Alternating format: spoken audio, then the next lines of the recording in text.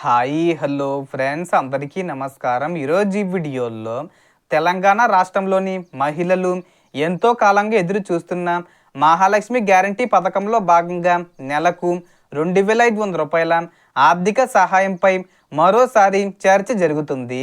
So దానికి సంబంధించిన పూర్తి ఇన్ఫర్మేషన్ ఈ వీడియోలో తెలుసుకుందాం. వీడియోని ఎక్కడ కూడా స్కిప్ చేయకండి ఫ్రెండ్స్, ఎండ్ వరకు చూడండి. వీడియోని స్టార్ట్ చేసే ముందు మీకు ఒక small request friends. TG government నుంచి మహాలక్ష్మి పథకానికి సంబంధించి మరియు ఇతర పథకాలకు సంబంధించి ఏ చిన్న అప్డేట్ వచ్చినా మీరు మిస్ కాకుండా ఉండాలంటే వెంటనే మన ఛానల్ని సబ్స్క్రైబ్ చేసుకోండి. అండ్ సబ్స్క్రైబ్ చేసుకున్న వాళ్ళందరూ కూడా సబ్స్క్రైబ్ బటన్ పక్కన ఉన్న గంట సింబల్లో ఆల్ అని పెట్టుకోవడం మర్చిపోకండి ఫ్రెండ్స్. ఇలా పెట్టుకోవడం వల్ల నేను పెట్టే ప్రతి ఒక్క వీడియో మీరు నోటిఫికేషన్ రూపంలో పొందగలరు. అండ్ వీడియో మీరు నచ్చితే లైక్ చేయండి ఫ్రెండ్స్. సో ఏమాత్రం లేట్ చేయకుండా వీడియోలోకి వెళ్ళిపోద్దాం. సో గత కొంతకాలంగా ఈ మహాలక్ష్మి 2,500 రూపాయల పథకం అమలుపై అనేక ప్రశ్నలు వస్తుండగా ప్రస్తుతం అందుతున్న సమాచారం ప్రకారం ప్రభుత్వం ఈ పథకానికి సంబంధించిన ఏర్పాట్లను పరిశీలిస్తున్నట్లు తెలుస్తుంది. గతంలో ప్రభుత్వం నిధుల లభ్యత, ఆర్థిక పరిస్థితులు వంటి కారణాల వల్ల ఈ పథకం అమలులో ఆలస్యం జరిగిందని పేర్కొంది. ఇదిలా ఉండగా ఇప్పటికే మహిళలకు ఉచిత బస్సు ప్రయాణం, 500 రూపాయలకే గ్యాస్ సిలిండరు, 200 ఇంట్ల వరకు ఉచిత విద్యుత్తు, ఇంద్రమ్మెల్ల వంటి పథకాలు అమలులో కొనసాగుతున్నాయి. ఇప్పుడు మహాలక్ష్మి పథకానికి సంబంధించి కూడా అధికారిక ప్రకటన కోసం మహిళలు ఆసక్తిగా ఎదురు చూస్తున్నారు. ప్రస్తుతం వస్తున్న సమాచారం ప్రకారం దరఖాస్తుల ప్రక్రియ ప్రారంభమయ్యే అవకాశం ఉందని ప్రచారం జరుగుతుంది. ఈ నెల ఎండింగ్ లోపు అంటే ఆగస్టు 31వ తేదీ వచ్చే లోపు విడుదల చేసే అవకాశం ఉంది. అయితే దీనిపై ప్రభుత్వం నుంచి అధికారిక ప్రకటన వచ్చిన తర్వాతే పూర్తి స్పష్టత ఉంటుంది. ఈ నేపథ్యంలో అర్హులైన మహిళలు తమ అవసరమైన పత్రాలను ముందుగానే సిద్ధంగా ఉంచుకోవడం మంచిది.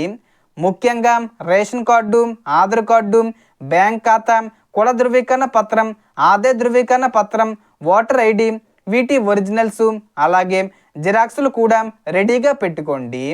అలాగే ఆధార్కు లింక్ అయిన మొబైల్ నెంబరు, పాస్పోర్ట్ సైజ్ ఫోటోలు వంటి పత్రాలు సిద్ధంగా ఉంచుకోవాలని సూచిస్తున్నారు.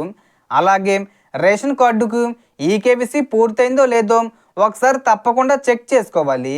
ఇంకా చేయకపోతే సమీప రేషన్ దుకాణంలో పూర్తి చేసుకోవడం మంచిది.